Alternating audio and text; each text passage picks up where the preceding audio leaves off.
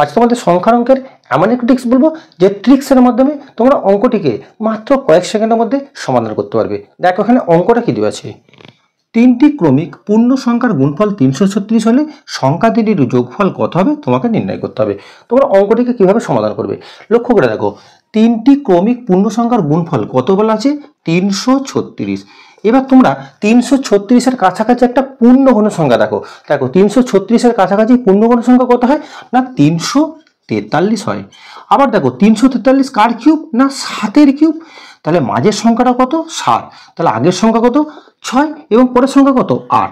এবার তোমাকে কি নির্ণয় করতে বলেছে সংখ্যা তিনটির যোগফল, তাহলে তিনটে সংখ্যা যোগ করলে কত পাবে, দেখো মাঝের যে সংখ্যাটা আছে সেটাকে তোমরা আগে 3 দিয়ে গুণ করে দেবে, তাহলে 3 7 গুণ করলে কত হয় 21, যেটা তোমরা আছে অপশন ডি এর মধ্যে। তাহলে এই অঙ্কটা তোমরা যদি বুঝতে পারো তাহলে এই অঙ্কের উত্তর কত হবে তোমার উত্তর কমেন্ট বক্সে জানাও। ভিডিওটি ভালো লাগলে লাইক করো এবং এই জাতীয় নিত্য নতুন ভিডিও টিপস পেতে অবশ্যই চ্যানেলটিকে সাবস্ক্রাইব করো।